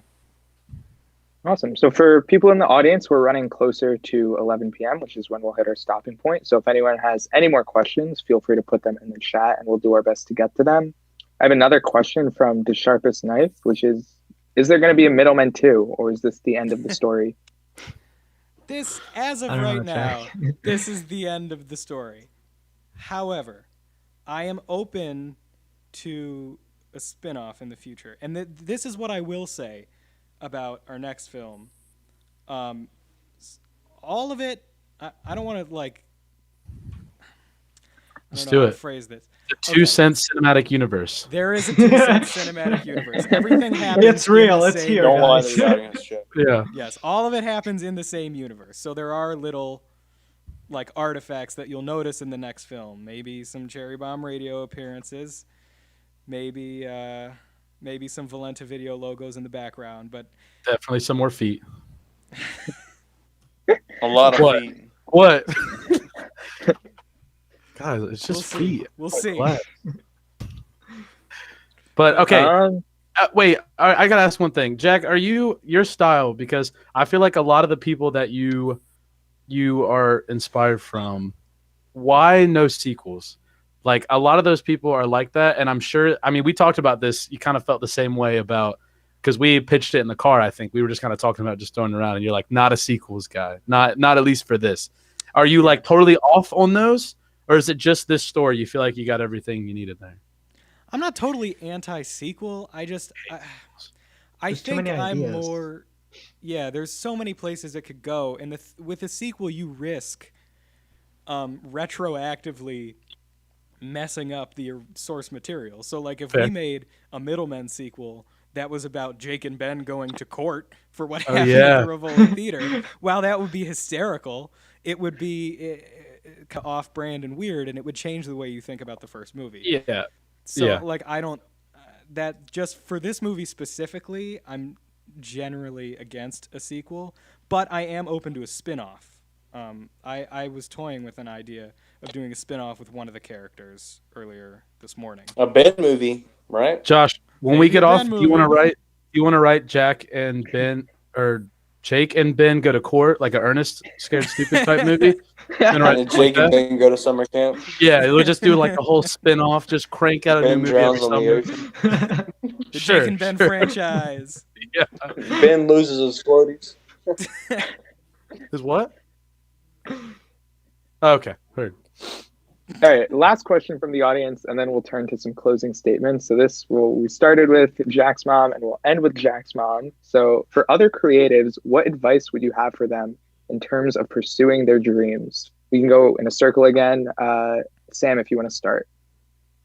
Yeah, I would say, I think no matter how daunting it is, just start by, just paper and a pen. I think that's what a lot of what Jack and I were doing when we came into a problem. It was just us talking, and no matter how much, like, there was a lot of problems where my brain immediately said, "There's no way it can be fixed," and I think Jack's energy, just us working together and just sitting down and talking about it and working through it made us realize that it's absolutely not the end of the world, and it's something that we can find a workaround for. So there's always a workaround, and just persistence and planning. That's what I would say. I feel like something that I would say to people that were kind of in our situation, if you're starting on a project with someone that has the idea already in their head, to just really do everything you can to help them further that idea without kind of stepping on what they're going for. Because that was something that me and Josh, like I said, we loved the script so much. We had a lot of our ideas. I mean, we worked on like a different type ending. Josh rewrote the dialogue for something. And there's a line where, you're doing too much, but finding that line and giving it your all while helping in other ways is probably the best way to be an asset. I mean, I feel like we wouldn't be as close if Josh and I didn't put in the extra mile. I mean, I feel like some of this might not even got done because we were like rides and help set up, and just that can carry a project to the way that it is, and you can do more than just be an actor or just be a small part, just doing everything you can, I feel like. I mean, I like what Sam said about paper and pen, and remember that you are young. This is coming from a 22-year-old. You're allowed to pace yourself. You're allowed to take time, and don't feel like you have to put a timetable on everything you do. And don't be afraid to include things from other creators. I know when I like to write, or when I like to picture things, I like to include music. George Jones. I like to do Cream. Just different types of music: country, rock, rap, just whatever gets your creative juices flowing. And don't be afraid to include others' input. Like Evan said, we were just so accepting of what everybody else had to say because it was a team effort. Don't be afraid to voice yourself, and don't be afraid to accept criticism. Mm-hmm. Mm-hmm. Yeah, 100% I agree with that. I really, when all is said and done with the Middlemen, it really was like a collaborative effort. Like it was, like, well, I mean, like we've mentioned, like we were doing rewrites on the day and stuff like that, like, which is unheard of for like a studio picture. But this was really just a collaborative effort. So in terms of advice, like if you're doing something on your own, be open to collaboration, because like honestly, like I think if this was all my vision, like this, it wouldn't be nearly as good as it is, because there were so many ideas that came from so many different sources that I would have never known about. And like honestly, there's just so much stuff about this movie that's great because it was a collaborative effort. And I think be open to collaboration. And also, if you're thinking about making a movie, I hate to be this guy, but like just go out and do it. Yeah. Like that's like I would say just kind of have like a blind courage and then hire a Sam, because like that, I think that's what made this work, is just the fact that we were just doing it. Like either way, no matter what was going to happen, we were going to get a movie. Mm-hmm. Like it's not the best movie in the world, but it's pretty damn good for the circumstances, I think, in my opinion. So I would just say, like, get out there and do it, man. Like you totally can do it. Just if you get a group of people, if you got a good story that you're super inspired by, just go after it and do it. That's my advice. And be open to collaboration. And we have a good poster too. We do have a pretty good poster. Which you can buy at tinyurl.com/2centsprod/shop. So before we end, I just wanted to open up the floor to you four. If you guys had any last second reflections on the process or a look to the future, if you wanted to talk about that. If not, no pressure.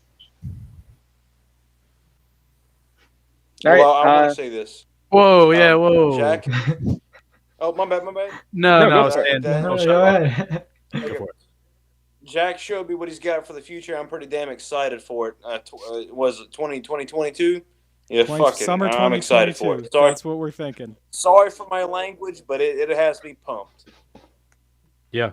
Like I was saying earlier, you saw what we could do in 2 weeks with everything moving on the fly. Imagine if you get really, I would say, like, you've been working on this for a while. Imagine if you get 2 years of knowing pieces for the cast, locations, getting to scout it, getting a whole summer to kind of get after it beforehand and really figure out what you want to do. Just stick with us. I mean, we're going to grow. We've learned a lot from the last go round. And I, like Josh, am excited. It's going to be kick-ass.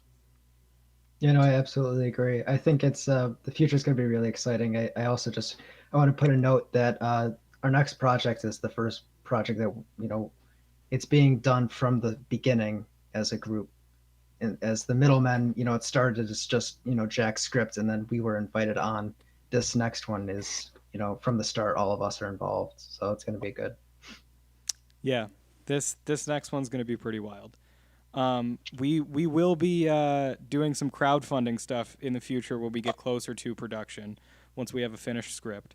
So keep an eye out for that, because we still want to stick with the low budget thing. But I think if we had just a little bit, there's a lot of things that we could really have fun playing around with. So at least enough to cover the parking tickets. Yes, at least enough to cover the parking tickets. Yeah, that's just great. Start from there and work your way up. And listen, I enjoy food, as you Yeah. can see. Big food guys. Yes, craft services will be a thing next time. You'll be able to eat. Yeah. So I just want to say special thank you to everyone involved with this project. You all did a fantastic job, and I'm absolutely blown away by the fact that this is a thing. Like, this is brought to fruition, and it's because of the hard work of the people involved. And I cannot be more grateful. I really, really, really cannot be more grateful. So special thank you to Evan, Josh, Lindsay, Blake, Micah, Mike, and my parents, of course, Mary and Vinny Nicoletti, who honestly probably deserve producer credits. Now, okay, so we're about to wrap things up here because we're a little bit over. But I just want to make one final note. Please, please, please, please, please give us an IMDb review, because that is the best possible way you can help us out. Yeah. It shows that we're a real movie, but it also shows that we're a real movie that people actually, the first 2 cents production, a pretty big success in my opinion. So special thank you to everyone. Thank you so much. Yeah, Beyond I don't know about everyone in the audience, but I know that the 4 of you have a bright future ahead of you guys. You are compassionate, driven. You work together really well. So I know that before I go to sleep tonight, I'm going to go on IMDb. I'm going to go to the website. I'm going to buy some merch. And I would encourage everyone watching to do the same. The 4 of them have a bright future together. I think we can all see that. They work well really together. They get along. So please be sure to support them. Again, go give them that review on IMDb. Go buy that merch. It'll go a long way to making their dreams as bright as we know that they all can be. Thank you, Daniel. Thank you so much for doing Thanks, Daniel. Great job. Thanks, Dan. You did a great job, man. Great job. Great job. What he said. Yep. All right, ladies and gentlemen, that was The Middlemen. Again, thank you so much. We couldn't have done it without you. Have a good night. Thank you, everybody. Good night.